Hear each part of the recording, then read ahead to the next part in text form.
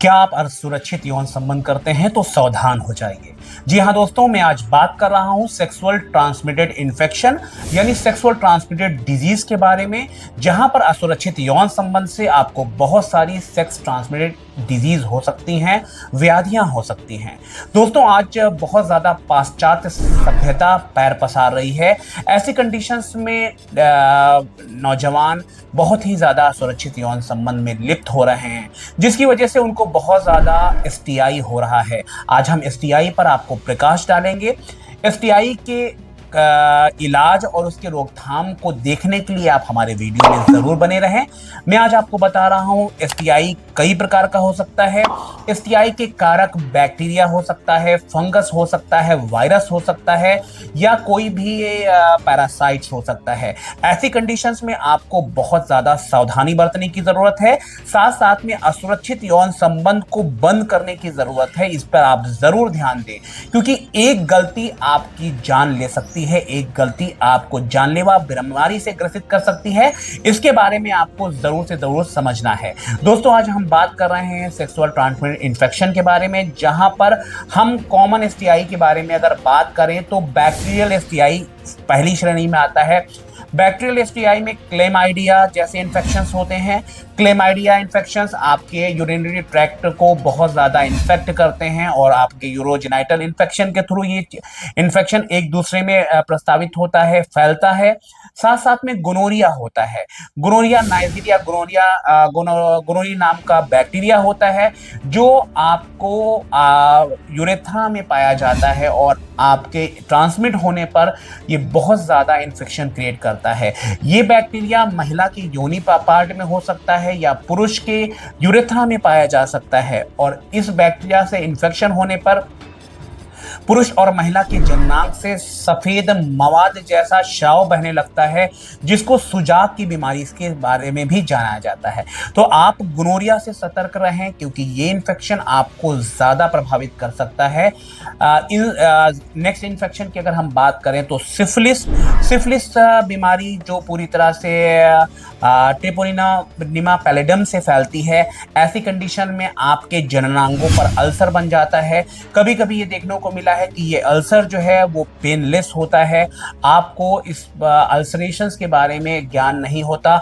आप इस जख्म को छोटा मोटा इन्फेक्शन समझते हैं, और ये सिफिलिस आपको बहुत ज़्यादा गंभीर अवस्था तक पहुंचा सकता है। सिफिलिस में देखा गया है कि अगर ये टर्शरी सिफिलिस हो तो आपकी बॉडी के कई पार्ट यानी आपके हार्ट को भी प्रभावित करता है, आपकी आईज को भी इन्फेक्ट कर सकता है। तो सिफिलिस का ट्रीटमेंट किया जाना बेहद ज़रूरी है। तो ये बैक्टीरियल इन्फेक्शंस हैं जो आपके सेक्स ट्रांसमिटेड इन्फेक्शन के थ्रू आपकी बॉडी को ग्रसित करते हैं। अगर हम बात करें तो वायरल इन्फेक्शन की अगर बात किया जाए, वायरल एसटीआई की बात की जाए, तो वायरल एसटीआई में हेपेटाइटिस बी, हेपेटाइटिस सी और एचआईवी वायरस है, जो आपके अंदर सेक्सुअल ट्रांसमिटेड इन्फेक्शन के द्वारा फैलता है। दोस्तों, हम बात करें हेपेटाइटिस बी और हेपेटाइटिस सी वायरस आपके लीवर को प्रभावित करता है, आपके लीवर को सिरोसिस कर देता है, आपका लीवर डैमेज हो सकता है, लीवर फेल हो सकता है। ऐसी कंडीशंस में ये भी सेक्स ट्रांसमिटेड इन्फेक्शन के थ्रू फैलता है।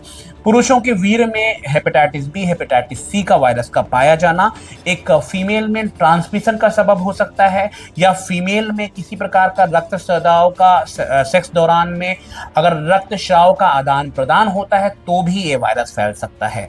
एचआईवी वायरस के बारे में आप जानते हैं कि हेपेटाइटिस के साथ में एचआईवी वायरस भी बहुत ज़्यादा कॉमन है। एचआईवी आजकल बहुत बड़ी समस्या बन रही है, क्योंकि एचआईवी का भी कंप्लीट क्योर नहीं है, इसलिए आपका प्रिकॉशन ही आपका क्योर है। इसलिए इन इन्फेक्शन पे खास तौर से आपको ध्यान देने की जरूरत है।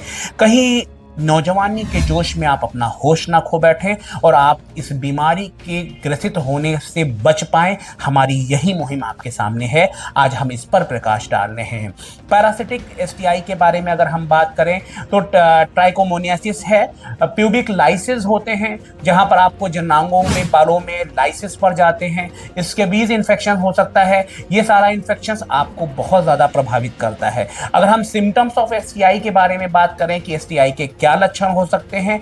तो एसटीआई के कुछ लक्षण तो आपके बॉडी में दिखते हैं, कुछ लक्षण आपके यूरिनेशन से भी समझे जा सकते हैं। अगर हम बात करें तो आपको एसटीआई के लक्षण में पेनफुल यूरिनेशन होता है, यानी आपको बहुत ज्यादा पेशाब करने में दर्द होता है, आपको किसी प्रकार का कोई मवाद जैसा श्राव आ सकता है, या आपको बहुत ज्यादा पेड़ों पे दर्द हो सकता है। ऐसी कंडीशंस में डिस्चार्ज करने पे आपको जेनाइटल में सनसनाहट या झंझनाहट महसूस होती है, खुजली महसूस होती है, साथ साथ में आपको पूरी तरह से जेनाइटल्स एरिया में किसी प्रकार का कोई फोड़ा जैसा महसूस हो सकता है और जख्म हो सकता है।